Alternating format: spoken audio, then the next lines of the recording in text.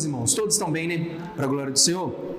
Glória a Deus. Então toma a sua Bíblia aí comigo, nós vamos partilhar da palavra do Senhor, palavra abençoada, que transforma vidas, que muda gerações, amém?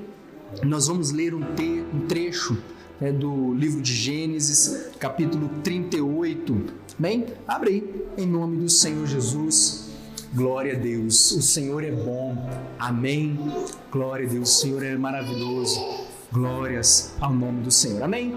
Se você está com a sua Bíblia, abra ela aí comigo. Se você não trouxe a sua Bíblia, procure sempre trazer, amém, irmão? Sempre ande com a Bíblia, porque a Bíblia é a arma do cristão, amém? Tudo que você tem, que você usa e que você carrega, de algum momento vai ser útil para você, mas a palavra do nosso Deus, ela é útil em todo o tempo.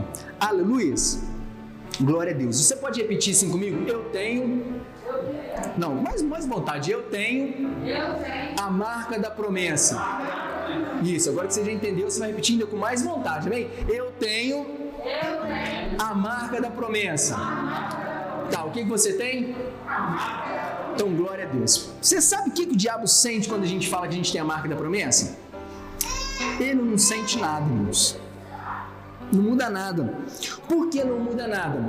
Porque ao longo de toda a existência do mundo espiritual, ele já viu muitas outras pessoas que também tinham a marca da promessa e que ficaram pelo caminho.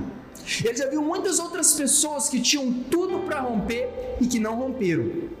Por que estou dizendo isso? Essa semana nós recebemos uns vídeos, de alguns irmãos. Parece vídeo, embora eu tenha recebido no WhatsApp, parece vídeo daqueles de TikTok. Nem quem sabe o que é TikTok, todo mundo sabe? Mas bem, era de um rapaz, barbudinho até, mas com cabelinho lourinho, com olhinho azul, falando que era Frozen. Alguém chegou a ver esse videozinho?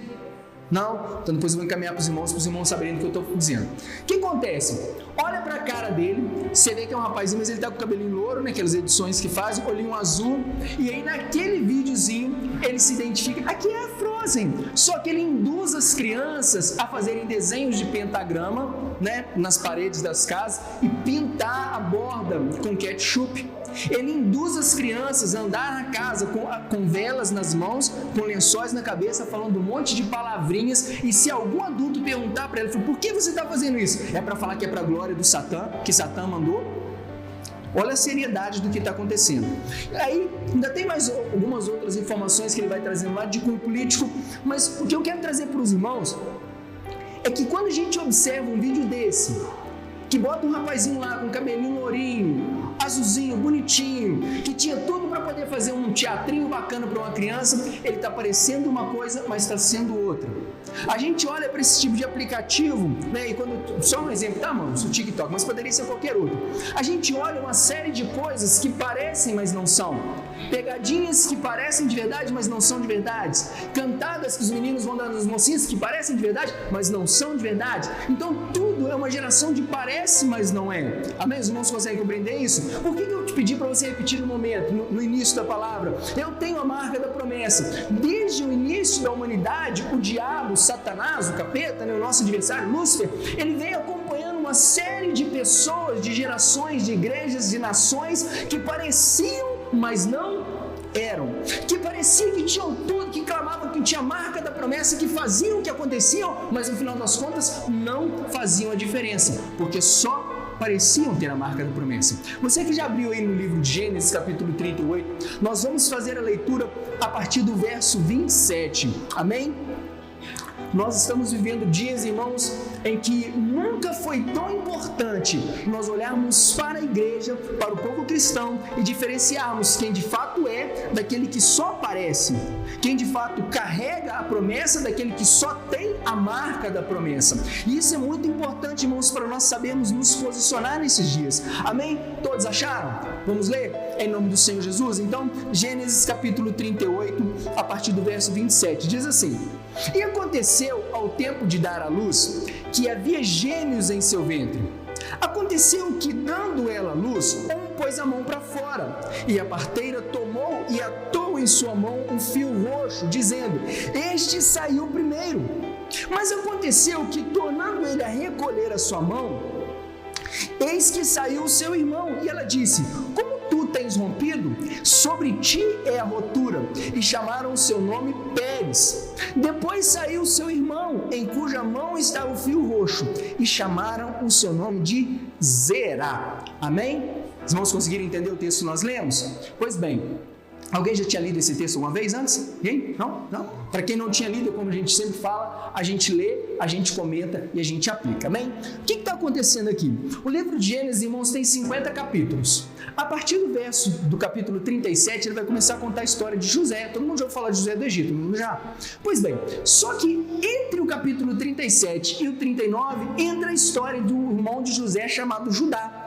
E ele fala que Judá desceu para uma cidade chamada Timnate, e lá ele se casa com uma mulher. E com essa mulher ele tem 3 filhos. Um chamava outro chamava Onã e o terceiro chamava Selá. Acontece que o primeiro filho casou com uma mulher chamada Tamar. E esse homem chamado ele era mau perante o Senhor. E a Bíblia diz que pelo que o Senhor o matou. Deus então elimina E era um costume da época que o irmão, o próximo da geração, tivesse relações, se relacionasse com a viúva, para que o filho que ele gerasse fosse do irmão que havia morrido. Os irmãos estão conseguindo compreender o raciocínio? Então o primeiro irmão morreu, morreu.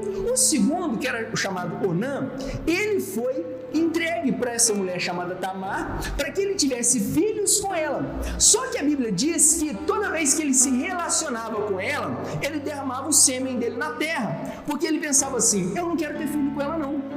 Porque embora eu esteja fazendo filho com ela, quem vai ser o dono do filho, esse filho não vai ser descendência minha, vai ser descendência para o meu irmão que morreu. E a Bíblia diz que esse tipo de comportamento também era mau aos olhos do Senhor, pelo que o Senhor o matou. Sobrou só o terceiro filho, chamado de Selá.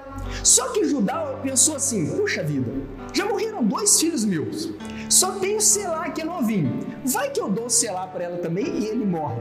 Então ele combinou com ela, falou: olha Tamar, vamos fazer o seguinte, você volta para a casa dos seus pais, fica viúva lá, eu vou ir com Selá para minha casa, junto com a minha esposa, quando ele for adulto, eu trago ele de volta. E assim ela topou, ela acompanhou esse raciocínio dele, e assim aconteceu. Só que a Bíblia fala, irmãos, que depois de um tempo, Tamar começa a perceber que Judá tinha passado a perna nela. Ela estava lá esperando trazer o filho e o filho não voltava. Então a Bíblia vai nos contar, esse é o resumo do capítulo 38, ela vai nos contar que ela se disfarça de uma prostituta enquanto Judá vinha descendo para tratar das ovelhas, e ela se põe no caminho. E a Bíblia diz que quando Judá chega, olha para ela disfarçado, pensa assim: uau, tem uma prostituta nova aqui na área. E ele combina de passar a noite com ela. Os irmãos estão entendendo o contexto? Que cenário mais esquisito? Pois bem, ele combina então de passar a noite com ela. E quando ele termina as suas tratativas, chega a hora e fala assim: como é que vai ser? Quanto é que você vai me cobrar? Sim, não sei, eu te dou um cabrito. Pode ser um cabrito pela noite? Pode ser, mas cadê o cabrito? Eu não tenho aqui não, o cabrito está lá na minha região, depois eu mando para você.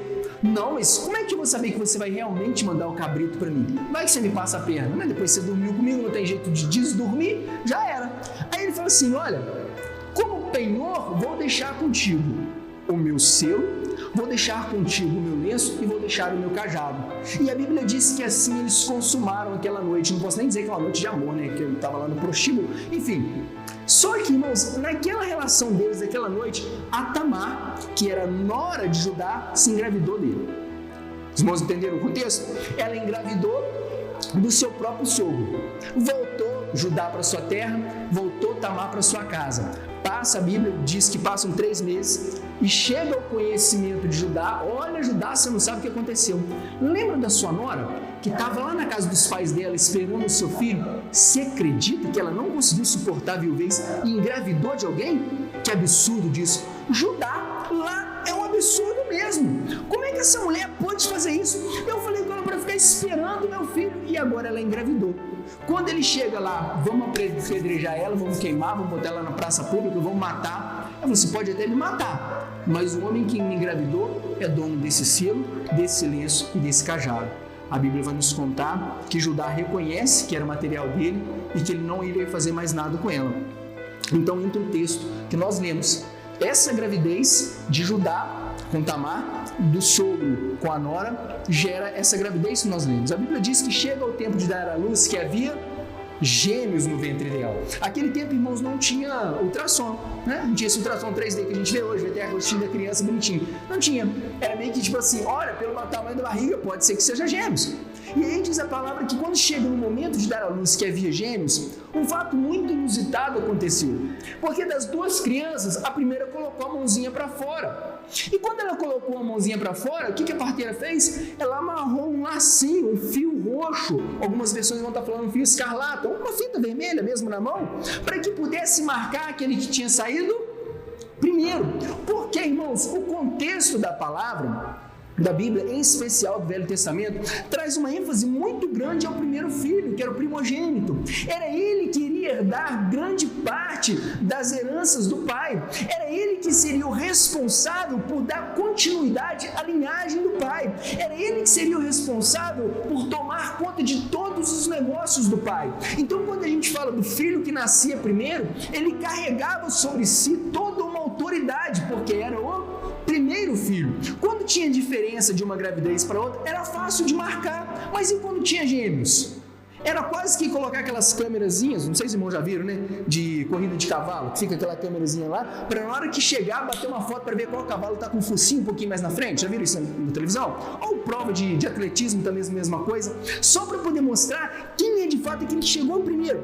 Quando a gente olha para a palavra, embora não tivesse uma câmera ali para ver quem quer sair primeiro, a Bíblia disse que uma das crianças colocou o braço para fora. E a parteira marcou o braço dele, colocou nele uma marca para dizer: ei, você é aquele que venceu, você é aquele que chegou primeiro, você agora tem a marca que vai carregar sobre ti todo um conjunto de bênçãos ao longo de toda a sua vida. Ei, quase bateu parabéns, parabéns, você é o primeiro. Só que ele fez o quê? Colocou o bracinho para dentro de novo.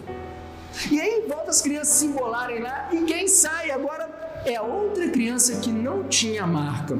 E a parteira olha e fala assim: ué, como é que isso foi possível? Como você saiu primeiro, sobre ti seja a rotura, ou sobre ti seja o rompimento. Você que saiu primeiro é que vai ser o primogênito. E a palavra que fala que esse que nasceu primeiro recebeu o nome de Pérez, e o que nasceu segundo recebeu o nome de Zerá. O que nasceu segundo é o que tinha a fita, a marca.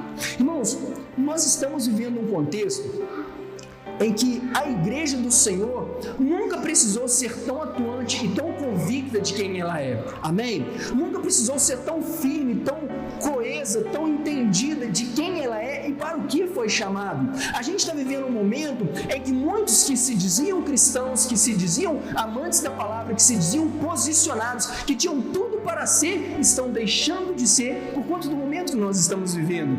Eu conheço pessoas que ao longo da minha geração, não sou tão velho assim, ao longo da minha geração, pessoas para as quais nós olhávamos enquanto jogavam bola com a gente nas praças e falavam assim: nossa, esse menino ele é muito bom de bola, ele tem tudo para ser um bom jogador, ele tem tudo para ser um excelente jogador profissional. Só que o passar dos anos foi mostrando que não foi assim.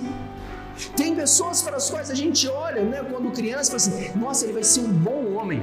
Não sei se você conhece pessoas assim, que quando vinha crescendo, vinha acompanhando os pais, fala assim: nossa, ele tem tudo para ser um bom marido quando casar. Não, esse aqui tem tudo para ser um bom profissional quando ele estiver numa empresa. Nossa, esse aqui, olha, ele tem tudo para ser um excelente servo de Deus quando ele abraçar a causa na igreja. Só que todas essas credenciais ficam pelo caminho se não houver um rompimento. Quando a gente fala no começo, irmãos, olha, eu tenho a marca da promessa, é como aquela criança que botou o bracinho para fora. Se a gente bota o bracinho para fora, recebe a marca da promessa, mas depois de receber a marca da promessa, a gente recua e não conclui de fato aquilo para o qual nós fomos chamados, nós perdemos a nossa vez. Nós deixamos de fazer com que aquilo tenha um impacto que poderia ter na nossa vida. Quando a gente olha para a igreja do momento atual, a gente precisa entender que Deus está à procura de toda uma geração que não apenas tem a marca da promessa, mas uma geração que de fato rompe naquilo para o que foi chamado. Irmãos, nós podemos olhar para nós como igreja e falar assim: não, eu sou crente, eu já estou bem, eu já estou vindo na igreja. Ou então nós podemos entender que existem mais coisas da parte do Senhor para nós. Amém? Nós podemos entender que existem mais coisas a serem conquistadas da parte do Senhor para mim e para a sua vida. Então não apenas crê que nós temos uma marca da promessa, mas crê que nós temos um lugar para chegar. Nós temos um lugar para se conquistar. Lembra quando o povo saiu do Egito? Todos eles saíram do Egito para chegar onde? Em Canaã. Não era essa a promessa? Não, tem até uma canção que a gente canta assim: caminhando eu vou para Canaã. Já viram a canção? Já? Pois bem, todos eles saíram na certeza de chegar um dia em Canaã. Só que na mente deles, eles iriam sair do Egito numa noite, na manhã seguinte já está em Canaã. Só que havia todo um percurso a ser percorrido, havia todo um trajeto a ser caminhados até que de fato chegasse Canaã. O que acontece, irmãos? A geração tinha a promessa de herdar a terra, mas não herdou de fato. Por quê? Porque apenas ter a promessa não nos garante de forma alguma que nós vamos chegar até lá. Quando nós olhamos para Judas Iscariote, todo mundo já falou de Judas Iscariote, não já? Sim ou não, irmãos? Judas Iscariote. Talvez hoje menos, mas na época de infância, a gente lembra que toda Páscoa alguém dava um jeito de queimar o Judas nas praças. Lembra, né? Carlos fez um sinal ali que é assim mesmo. A gente enchia o Judas lá de uns retalhos de pano, botava em algum lugar, fazia questão de queimar ele. Por que queria queimar ele? Porque ele era um traidor. Não, eu tenho que te queimar, cara, porque você é um traidor. Só que quem olhasse para a vida de Judas Iscariotes ao longo do ministério dele, jamais diria que ele teve o fim que teve. Por quê? Porque ele andou com Jesus, ele estava parte dos 12, ele viu todos os milagres que o Senhor fez, ele viu todos os lugares por onde Jesus caminhou, ele viu todas as pessoas que Jesus curou, ele viu tudo que Jesus fez e falou, irmãos. Ele tinha todas as credenciais para ser uma excelente pessoa, para ter um excelente fim, mas as escolhas que ele fez ao longo do caminho, a despeito de ser um escolhido para estar entre os 12, fez com que ele tivesse o fim que teve. Então apenas ter a credencial não nos garante nada, nós precisamos de fato romper naquilo que o Senhor tem nos chamando. A gente precisa nesse momento como igreja de ser mais do que apenas cristãos. Como assim, missionário Vitor? Não no sentido de que exista um ponto acima a chegar, mas no sentido de não apenas parecer crente.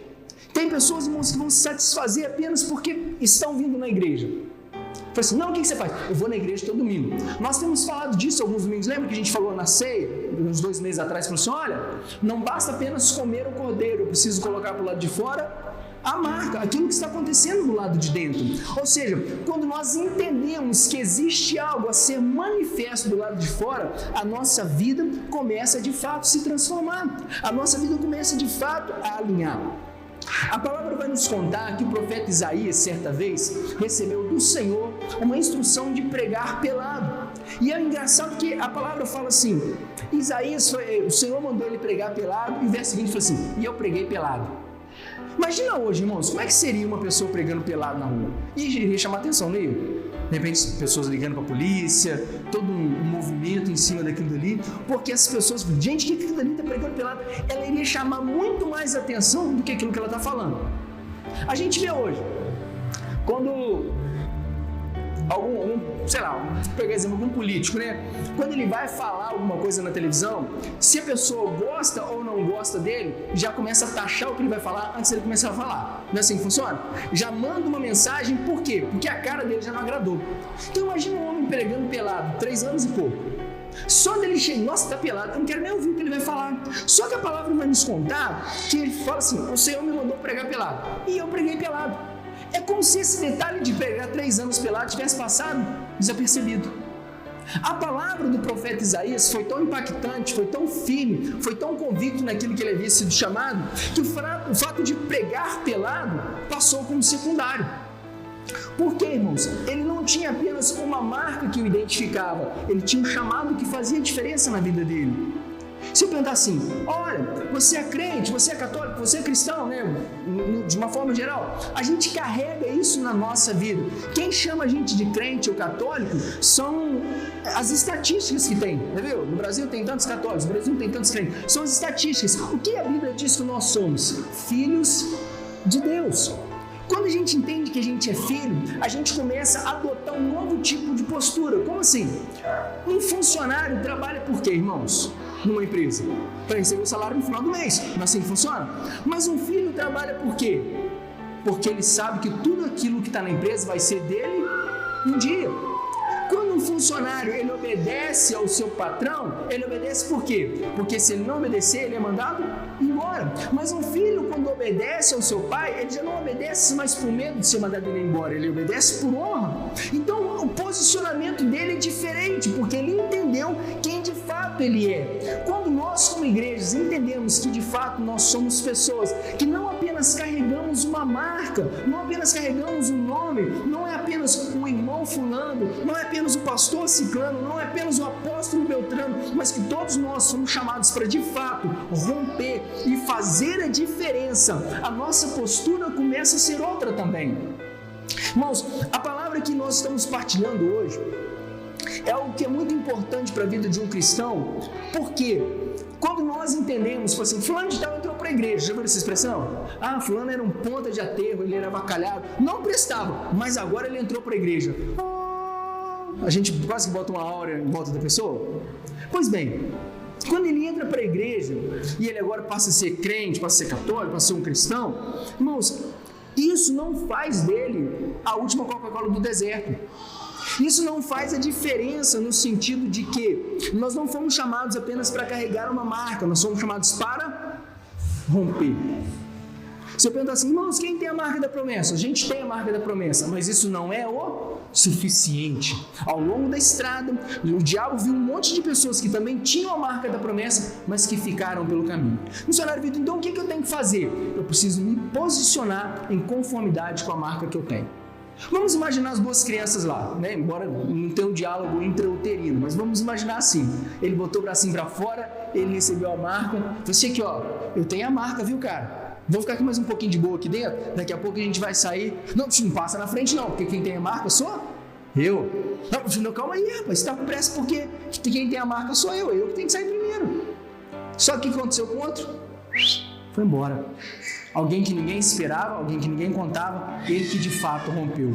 Lembra de Davi quando foi ungido rei? Jessé, que é o pai dele, recebe o profeta Samuel para ungir o novo rei de Israel, e ele começa a colocar todos aqueles homens grandes, né, os filhos mais robustos, os que tinham mais cara de rei, os mais bonitões. Aí veio o primeiro, veio o segundo, veio o terceiro. Quando acabou, ele falou assim, poxa, mas não tem mais ninguém nem não. Ah, tem um que está lá no pasto cuidando das ovelhas, mas não pode ser ele não. Pois então vá chamar ele, que a gente só vai se sentar à mesa para comer quando ele chegar.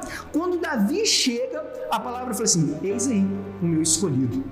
É nesse contexto que Deus dá a palavra, né, que o Senhor não vê como o homem vê, porque o Senhor estava atento ao coração. Todos os outros irmãos de Davi tinham credenciais, eram guerreiros, eram homens que carregavam a marca. Olha, se precisar de um rei, precisar de alguém assim, bom de batalha, de liderança, esse alguém sou eu. Mas nenhum desses tinha sido escolhidos, a despeito de terem toda a aparência, de terem toda a estrutura para ser um rei. Aquele que estava lá no pasto, que saiu por último, que foi o mais desprezado, ele que de fato rompeu. Eu quero partilhar, irmãos, um último texto para nós caminharmos para o fim. 1 Timóteo, capítulo 1, versos 18 e 19. Nós vamos entender qual tem que ser o nosso posicionamento. Agora que a gente já tem a marca, que a gente entendeu que nós carregamos isso da parte do Senhor, nós precisamos entender o que nós precisamos fazer agora.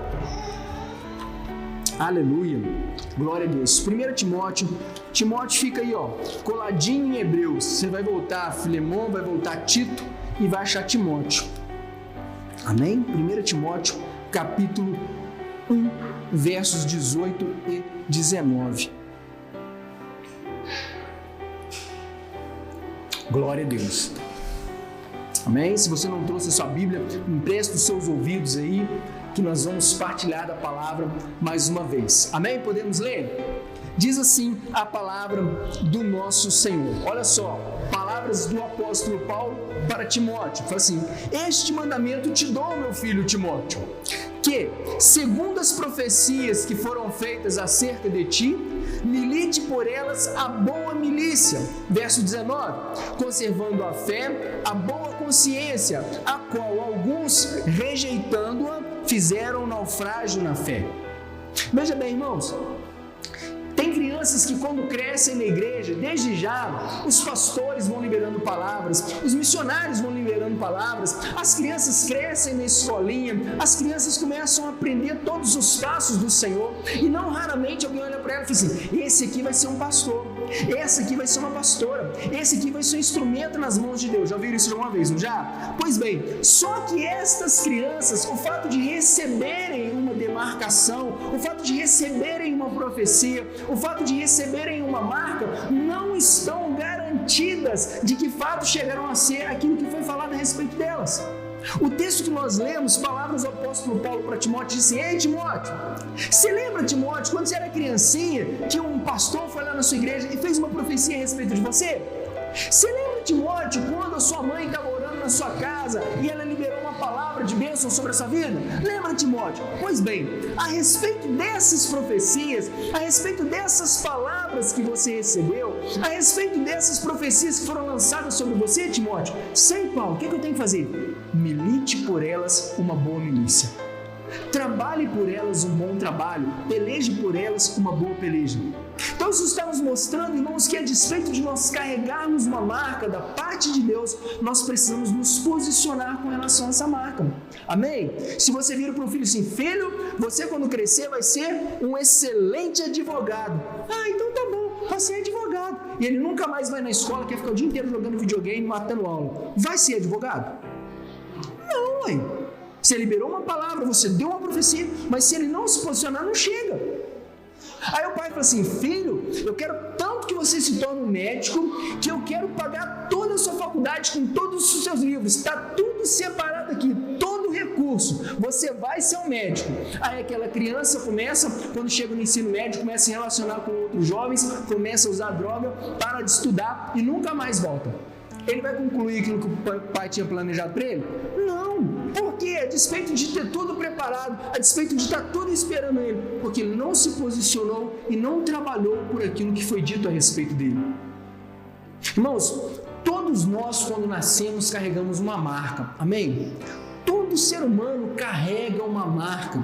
Todo ser humano, antes de vir à vida, já tem uma marca. É como se colocasse uma etiqueta a um presidente e falasse assim: ei, esse aqui, ó, é meu, tá? Esse aqui eu quero salvar. A palavra fala que Deus amou o mundo de tal maneira, amém? Que deu seu Filho unigênito para quê? Para que todo aquele que nele crê não pereça, mas tenha a vida eterna. A palavra vai nos dizer no mesmo Evangelho de João que Jesus veio para que era seu, mas os seus não receberam, mas a todos quantos receberam, deu-lhes o poder de serem feitos filhos de Deus. Então todos nós, quando nascemos, temos uma marca. Mas quando é, missionário Vitor, que essa marca faz diferença na minha e na sua vida? Quando a gente nasce. Lembra das crianças? Uma tinha marca, quem nasceu foi o outro. O que faz a diferença, irmãos, não é apenas ter a marca, mas é o nascer no momento correto. Por quê? Quando Nicodemos foi ter com Jesus, Jesus disse para ele, assim: ei, Nicodemos, verdade vos digo, cara, que se você não nascer de novo, você não pode entrar no reino de Deus. Então, no momento do nosso nascimento de novo, do nosso compromisso com o Senhor, do nosso posicionamento com Ele, que de fato a gente começa a caminhar para um rompimento de vida. É nesse momento, irmãos, que a gente começa a se posicionar num outro lugar diante de Deus. Amém?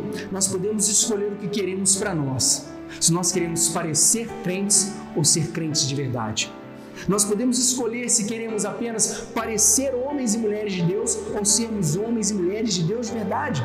Nós podemos escolher se queremos apenas parecer ter uma boa família ou realmente ter uma família que honra o Senhor todos os dias, através da sua postura, através da sua palavra, através do seu testemunho diário. Nós podemos escolher. E aí, missionário Vitor, o que vai acontecer quando eu tomar essa postura? Bem, a palavra vai nos contar, logo no comecinho do Evangelho de Mateus, sobre a genealogia de Jesus. A gente não vai achar o nome de Zerá lá, não, mas a gente vai achar o nome de Pérez. Pérez, ele vai gerar umas 7 ou 8 gerações depois, vai gerar a Jessé, amém? Que gera Davi, que se torna rei de Israel, de cuja descendência vem o Messias. Aleluias! Então um homem porque se posicionou, uma criança porque se posicionou, uma criança porque rompeu, embora não tivesse toda aquela expectativa, né? Porque se posicionou como homem. ele faz parte da genealogia de Jesus. Irmãos, quando eu e você, como igreja, nos posicionarmos para caminharmos com quem de fato rompe, vence, nós não apenas demonstraremos que fazemos parte daqueles que Jesus geraram, como também vamos começar a gerar novas vidas e novas almas para o reino dele. Aleluia! É esse o nosso chamado, é esta a missão que foi colocada sobre mim e sobre você. Então, meu querido irmão, todas as vezes que você cantar, que você declarar, eu tenho a marca da promessa, lembre-se assim, agora eu preciso romper em conformidade com a marca que eu carrego. Aleluia! Quando a gente olha para Jesus e fala assim, ele nasceu para ser o Cristo. Quando a gente olha para a palavra, todo o Velho Testamento apontava para o nascimento de um Messias. Todo o Velho Testamento apontava para a chegada de um rei que faria toda a diferença para Israel. Mas quando é que fez diferença? Quando ele vinha só com a credencial ou quando ele de fato morreu na cruz? Foi quando ele morreu na cruz, irmãos, que a minha e a sua vitória foi consumada. Aleluia! Levante suas mãos para o Pai, vamos orar em nome do Senhor Jesus. Pai querido e amado, nós te damos graças, Senhor, nesta noite. Graças, Senhor, porque o teu amor dura para sempre, Pai, e as tuas misericórdias não têm fim. Te damos graças, Senhor, porque todas as vezes que o Senhor libera sobre nós uma palavra, Pai querido, é porque o Senhor quer que nós adotemos procedimentos, adotemos, Pai querido, posicionamentos que sejam conforme, Pai querido, o tempo que nós estamos vivendo. Hoje, Pai querido, ouvimos do Senhor, Pai, que nós precisamos ser uma geração que rompe, que de fato o Senhor vai adiante, que não se conforma, Pai querido, com apenas parecer, que não se conforma, Pai querido, com apenas ter uma marca, Pai, mas que de fato leva a cabo a missão que tem recebido do Senhor. Pai querido, nós abraçamos, Pai querido, a Tua palavra, abraçamos, Senhor, a missão que o Senhor tem colocado sobre nós, na certeza, Pai, que quando o Senhor dá para cada um de nós a missão, o Senhor é aquele que vai à frente, abrindo o caminho, quebrando as barreiras e tirando os espinhos. Oramos, Pai querido, e desde já te agradecemos, em nome do Senhor Jesus. Amém. Que a graça do nosso Senhor Jesus Cristo, o amor de Deus, nosso eterno Pai, a doce consolação do Espírito Santo, seja com todos nós que queremos romper em nome de Jesus. Amém e amém. Amém? Vão em paz, que Deus vos abençoe em nome do Senhor Jesus.